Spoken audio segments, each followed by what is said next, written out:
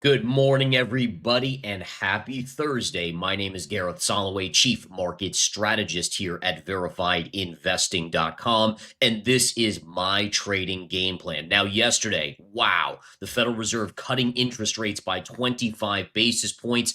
Overall, when I was watching the statement, the press conference by Jerome Powell, he looked tired. He looked sickly. He looks like he's under a lot of stress. And again, whether it's the administration and the pressure and the tweets or the social media posts, or it's just the overall scenario where you have higher inflation and also weaker growth, he looks to be under a lot of pressure. Now, interestingly enough, he did say that there is no good answer here. That's one of the things that stood out to me is it was not a robust, happy press conference. He said, listen, inflation's going up and the economy is weakening. The labor market is weakening. He said, listen, if we cut rates, we're going to see probably more pressure on inflation.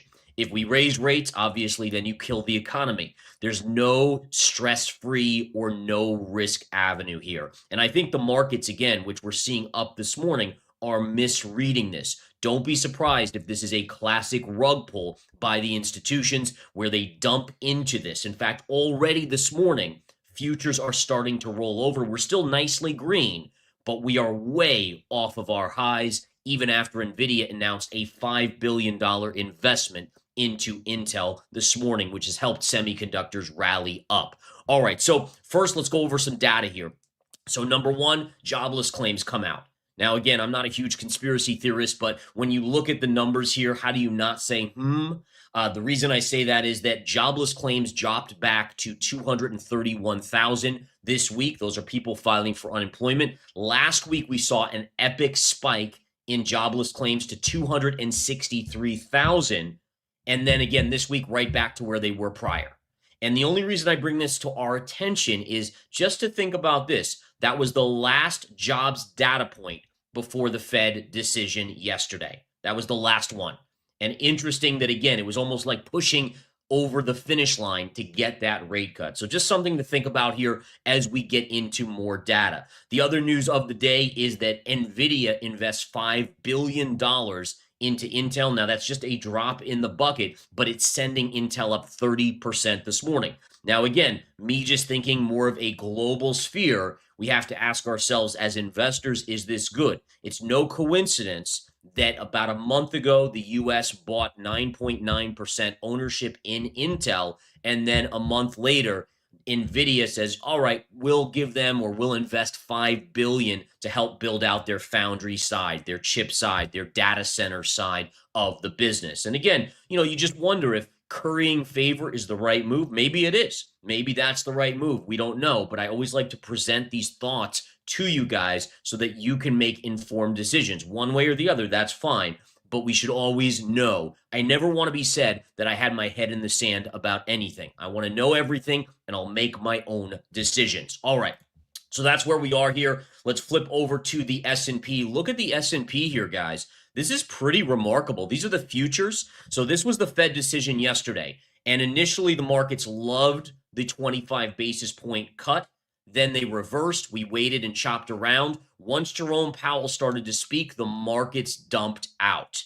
Then all of a sudden, late in the day, we saw this resurgence in the S&P futures. If I was a betting man, I would say that probably news leaked out about the NVIDIA deal with Intel late in the day. Now, again, one thing to keep in mind on, I don't remember if it was the jobs report last time or if it was another CPI or PPI report, but one major report, there was a big announcement by a company the day after. And it's almost as if these things are being planned right after these big events, just in case the markets don't behave. Then you have this big announcement that can cushion the blow to the downside. Now, in this case, the markets rallied back late in the day. My guess is, once again, news leaked out ahead of time. By the way, I wish I could get on that little Telegram group or whatever it is that gives this insider information, because I think we could do a lot of great things there with that in terms of money making. But listen, I'm not on that list. I don't think a lot of you guys are. Wish we were. It is what it is, right? All right, back to the charts we go. Look at the futures rolling over here, guys. So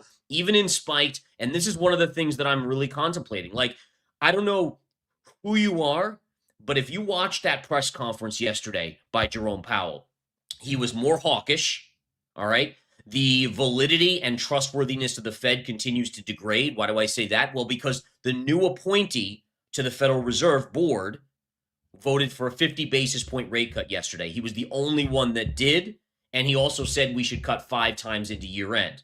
Everyone else said 2 cuts or less due to inflation.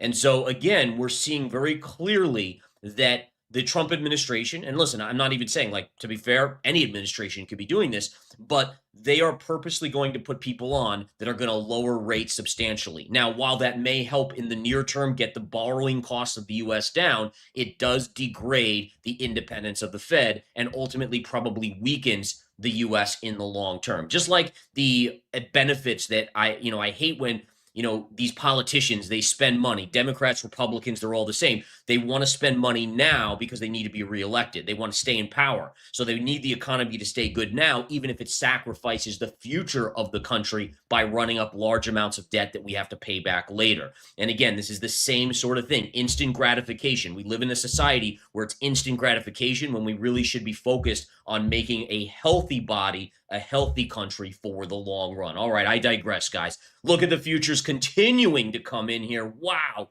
what a reversal here. We are still net green on the day, but we were looking at the S&P up like 60 points on the day. And now if we look at where we closed yesterday, it's looking like we're only up about 15 to 20 points on the day going into the open. So it was going to be a monstrous rally. Let's look at the QQQ pre-market. Look at this rollover on the Qs. Again, we're still up nicely from where we closed. We closed down here, but it is a far cry initially from where we were. So we'll have to see how this pans out. Now, if we go to, and by the way, one of the things I really, and again, I keep on getting distracted by these kind of crazy tangents that I get on because I get kind of like, holy cow, I got to talk to you guys about this stuff. But it's important to understand that, like I was saying, when I watched that press conference yesterday, Jerome Powell was somber. He was not excited. He was not, it wasn't even that he was neutral. You could tell he was stressed. And he's stressed because he literally said that there's no good path here, right? You lower rates, you cause an issue this way. You don't lower rates and the economy collapses. And this is the issue that we are now facing. And ultimately, he said that basically we're in a stagflationary economy. And that's, again, it's no win here. It's no win. So when you hear no win, it doesn't sound like markets should rip higher. But again, initially this morning in the overnight markets were ripping higher. Now you're seeing the rug pull. Now we have to remember it is triple witching. Triple witching is a triple options expiration. It's the quarterly, and there are games that are played. And I'm telling you guys, when we see these big gap ups, remember Microsoft and Meta, when they reported earnings, markets were like ripping higher, and then they collapsed. And remember Oracle. Oracle came out with great earnings, and the markets opened massively higher and reversed. And the jobs data, markets opened massively higher and reversed. There is something going on here where in the overnight, the markets are getting pumped up on light volume, and then institutions are dumping into it. Now, listen, the markets are still grinding. They're still kind of moving along, but I wouldn't be surprised if in 6 months we look back and say, wow, that was the epic unloading, the distribution, the selling into retail of epic proportions. Look at where we are now. All right, in any case, again, looking at the chart here, look at this. Here's your wedge pattern on the S&P 500 right here. We closed above a few days ago. We closed back. We stayed above, but we did not confirm a breakout. What happened yesterday? We closed below, but way off of our lows. Now we're going to be opening just around that trend line again. Let's watch to see. Now, you can't confirm a breakout today because we closed back below the line. We must close above and then confirm to get a breakout. So watch this really closely today and tomorrow. Here's the QQQ getting a little bounce on the intraday 10-minute. Flipping over to the daily chart, here's your longer term parallel. Let's watch to see, do we close above? Do we stay below? If we close above, do we confirm tomorrow on options expiration Friday, last Friday there for the quarter in terms of options? Now, remember, obviously the quarter doesn't end till the end of this month, but for quarterly options, triple witching is tomorrow. All right. So again, the QQQ stayed below this trend line. This major trend line here, but as of now, pre-market, looks like we're going to open up just a little bit above that, but we'll see where we go. The dollar continues to bounce. All right. Now, again, the dollar should tell us everything we need to know. If the dollar was down, it would tell us the Fed was dovish. Instead, the dollar has rallied. Now, look at the low yesterday. You guys see this? Now, remember this trend line? Go to our weekly chart. I was saying to you guys, listen, we're going to come down to this level, and then you're going to find some support level. And sure enough, yesterday on the initial reaction, the dollar fell when the Fed cut rates by 25 basis points. And then look at what it did. It rallied right off of that back to the upside. And if we go to the daily chart, you can see again, there's where it touches right there, and it rallied up. Amazing how charts work, guys. Now, listen, I hate to say it, but eventually I do think the dollar is going to go lower, whether it's in a month, in a day, in a year, we have to find out. But this level will tell us if we get below, then that's where the trouble really starts for the US dollar. The 10-year yield, this is interesting. So again, Fed cuts rates. Retail investors generally would be in the mindset of saying, oh, well, rates should go lower, right? Nope. Rates were anticipating this, so they were coming down. And now the Fed's a little bit more hawkish, so rates are moving up a little bit. Now, listen, to reestablish above this trend line, we would have to close and confirm because we confirmed below right here. So again, we aren't really, it's not like all of a sudden rates are going to soar, in my opinion. I actually don't believe that. I think the rates will eventually turn back down. But at least for the near term, we're seeing a more hawkish stance by the Fed. Still 2 rate cuts into year end, but definitely interesting on the charts. Intel, wow, look at this, guys. So a $5 billion investment from NVIDIA, which, by the way, $5 billion is not that much, but it is sending Intel shares higher by about 30% in the pre-market. Why is it having such an outsized reaction? The answer is because it looks like the government is going to get special treatment for Intel. All right, when you can start getting companies to basically give money to a company that the government has a stake in, can that company really fail? Probably not. I mean, did the banks fail in 08, 09? Did Ford and GM fail in 08, 09? No, they got bailed out. And so I think you're seeing a reaction partially with the investment, but also with Intel it's not too big to fail, but now that it's government owned, it's not going to fail. It's going to get preferential treatment. And again, we can argue till we're blue in the face whether that is good for the markets or bad for the markets. It is what it is. And as a trader, I have to trade the chart. So if we go to this, we can see again, you have Intel here. It's busting through this trend line here, which was resistance prior. We're trading above gap fill. Where would I potentially think about shorting this? Oh man, I mean, I don't know. This is tricky. Let's do a fib. Let's do our fib. Let's bring our Fibonacci out. We'll bring it down to the lows. Okay, so yeah, so interestingly enough, it looks like this pivot low right through here is also our 50% fib retrace from our high in 2023 to the lows in 2024 and 2025. And that 50% retrace would be a starting point at around 34.60. So 34.60, there might be a day trade there. There's no way I'm swing shorting this. No way. No way. Not because I don't think it can pull back, but because it's like the deck is stacked against you. Like, why would you short Intel when the government is clearly going to maneuver and give them the best deals because now they own a stake? So again, day trades, fine. You get little pullbacks. That's all day traders need. Swing trades, not so much. All right, back to the charts we go. NVIDIA, guys. NVIDIA, again, rallying on this news. It was even rallying ahead of time. Whether the news leaked out or not, it probably did, but it got an initial pop. Then it has pulled back. Now it's getting a small bounce here. Overall, look at this chart. See this trend line? So we have this trend line going back to April 7th, which was the Liberation Day sell-off lows, and then it touches this low here. Yesterday, late in the day, it was below, and by the end of the day, it held the line. I repeat, held the line. Does that indicate a breakdown or potential bounce? The answer is bounce, and lo and behold, what's NVIDIA trading at? It's trading at 175 and change right up here. So again, it's just amazing how the chart yesterday, it could have closed below, and then you would have been like, oh, wait a minute, maybe it's breaking down. But the chart was basically guiding us to this being saved and bouncing by it holding the line yesterday. Amazing stuff. Okay, in terms of a trade on this, where would I be looking? Oh, man, I don't know. I mean, probably this trend line right here.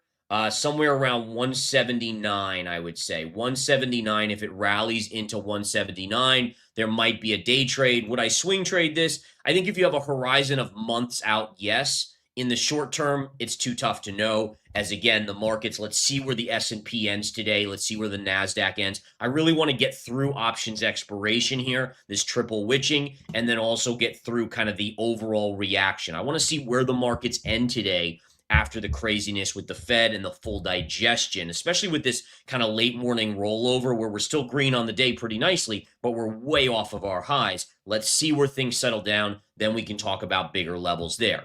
AMD is getting crushed today. Now, why is AMD down? Well, because with NVIDIA partnering with Intel, that actually means that now it's a united front against competitors like AMD. And by the way, Taiwan Semi, same thing. Look at Taiwan Semi getting hit. So not all the semis are up today. You know, anything that's kind of a direct competitor to NVIDIA Intel is getting hit on the back of this. As again, the idea is NVIDIA and Intel will now get preferential treatment from the US government. So just again, key little insights there. Now, in terms of AMD, is there a trading level this morning? There is a gap fill down here at 146 and change. That would be my day trading level on AMD. I would buy that level of technical support. CrowdStrike raising guidance this morning. If we look at this, guys, again, gapping higher here. If we go to the intraday, you can see again, let me bring up my, yep, there we go. So you can see rallying higher on CrowdStrike here. So again, rallied yesterday after hours and then overnight, closed yesterday down here. So that's a pretty good rally on CrowdStrike. Now, CrowdStrike, again, if we zoom out, you can see it's been generally in an uptrend, but recently it pulled back, then bounced. This one would not be one that I would mess with on a short unless we get up to, I would say, above 480 as a day trade, a Pierce of 480. It's at 470.65 right now. And then I would start to maybe just do it as a day trade. You can see there's a little pivot low in here, right in here. But again, just as a day trade, I'm still going to let the dust settle on the swing trade side. Bitcoin is testing this epic level. 117,200-ish to 300-ish. Right now, it's a shade about $100 above that. The reason why this is so important to me is yesterday I made this discovery, long-term trend line. Listen, it's not a discovery. I talked about this trend line months and months ago. I kind of had just forgotten because we had gone above it briefly. But this line now means something to me. Every time we get above this line, we make a new all-time high. Then we came below. And again, I can go back to the daily and show you. So you got above, all-time high. Then came back below. Got above, made a new all-time high, came below. It likewise, who else am I to believe that if they're able to get this above, it probably shoots to an all-time high. Now, where that all-time high is questioned, right? I mean, we have to respect this level of resistance, high pivot to high pivot. Your first resistance would be around 126,400 on Bitcoin. Not to say it can't get through there, but that would be my upside target if we really have a daily close with confirmation above this level. And I think that's important. You got to see confirmation. A close above is good, but look, closed above, confirmed, all-time high. Closed above, didn't confirm, confirmed, all-time high. So here it closed above, didn't confirm, and then it went lower. So really, we got to see a close above with confirmation. To me, that would be the kind of the highest probability that we're going to make a new all-time high. Next up, gold, guys. Gold, again, is basically flat on the morning. Did have a sell-off yesterday. So even though the topping tail failed a few days ago, this trend line is still acting as resistance. And again, it's so unique to see the stock market so strong and gold so strong. Generally, historically, that kind of matching does not last very long. This has actually lasted for pretty long with gold in the stock market, which is somewhat unusual. But the key is just keep in mind, it doesn't last forever. Now, the question is which one breaks? Does gold all of a sudden go into a bear market? I personally don't think so. I would favor the stock market eventually struggling, especially with valuation levels where they are. Silver today, slightly green, had a nice pullback. Silver support remains around $40 to $39.40 or so right down here, and resistance is at 44. And then U.S. oil, flattish on the day. Nothing much going on here. And again, oil's been about as boring for the last month as can be. Once we got this big reversal and bear flag breakdown, it's really just gone to sleep from there. Nothing much there. Now, natural gas did confirm above that level. So let's take a look. It is coming back in, but now that it's confirmed above the 318 level or so, this now becomes significant support. So again, the question is, does it come down and then make another leg up? Time will tell on that front. All right. So again, I'll continue to monitor that and see where everything goes as we kind of trade out this day. As always, folks, I like to do a few questions if I have time. I do have time today. So let's go to a couple questions here. Gareth, can you do analysis on 3M? It's a difficult chart to put trend lines on. It is currently in a rising wedge, but also a channel short. Let's take a look here at 3M. 3M has been a very solid mover here, generally trending up. It hasn't really gone parabolic like tech stocks, but then again, it's not a tech stock, right? Now, first thing is here, you're right. I see the kind of the wedge pattern you're talking about here. You have this beautiful upsloping trend line, and then you also have kind of this little bit of a upslope, almost like two ascending trend lines that are forming a wedge. Now, again, the question is, does this break out or break down? To do that, and number one, when it's in this type of wedge pattern, I'm not going to pretend to know. I don't know. But what we do is we go to a bigger time frame. Let's remove these trend lines, and I'm walking you through. And by the way, I didn't look at this chart at all ahead of time. And we go to a bigger chart. Now we're on the weekly chart. Now, first thing on the weekly chart I see is that there was a former trend line. Look at the beauty of this, guys. You have a high pivot going back to 2018. You connected through the high of 2021, and look how it broke out, retraced, went up, retraced again to the scene of the crime, two possible entries, and now has moved up. Now, for me, one of the things I'm noticing is that you have a high pivot here, which was major, right? So this is what would make me slightly bullish on it. Now, again, is it a trade that I would take this second? The answer is no. But in the very least, what I think is that this wedge pattern favors the upside, and it likely has resistance at around 173 to 174, former major pivot high from 2021. So again, it's not a no-brainer, right? Sometimes you find a chart and you're like, oh, wow, the factors align, and it's like 80% success rate. This is probably a little bit lower than that, maybe 65%, 60%, still favoring upside, but not by a massive margin. Upside, if it does come in, will take you to 173 to 174. I'll do one more question here, guys. If we take a look here, let's take a look at CIFR. Can you check the chart of CIFR? Certainly. Let's take a look at CIFR here. Cipher Mining. A mining stock. All right. Wow, this thing has had a parabolic move. Now, the first thing that I noticed is you have a double top back here. All right. So that has to be something that sticks out, right? So 1550 right there. That would be a level that if you're long, you would take some off the table at. Now, is the chart already extended? Absolutely. I mean, this is an incredible run in the near term. So this would be a scenario where you already know it's run a massive amount, and it could pull back at any moment.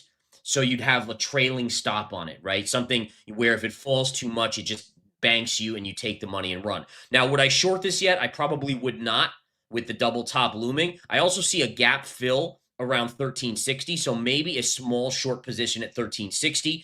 Now, I don't know how big this stock is. How big is this stock? It's it's 5 billion. It's not big. So it's small. So you got to be very, very careful shorting this because it's a relatively small stock on Cipher Mining. But suffice it to say, if you did want to short it, 1360 would be your gap fill. That would be first resistance, and then an add level would be 1550, a little bit above that. But again, for the most part, if you're in this already, you're looking at a pullback, and you just want to make sure that it could go to double top. You can let it run, but you want to have a trailing stop protecting you on that play. All right, guys, I got to get to my trading room. Markets open in about 5 minutes. Come join us at verifiedinvesting.com. As always, folks, it's all about the charts. The charts tell us what to do. They're not always perfect, but they give us a high percentage probability, which honestly, when I lean on my emotion, I'm wrong like way more than half the time. So it's really been my savior is to focus on the charts and leave that emotional nonsense on social media, on mainstream, all of that behind. The charts are really my only guide to being able to be a profitable investor and trader. You guys have a great one as always. Thanks so much. Talk to you soon.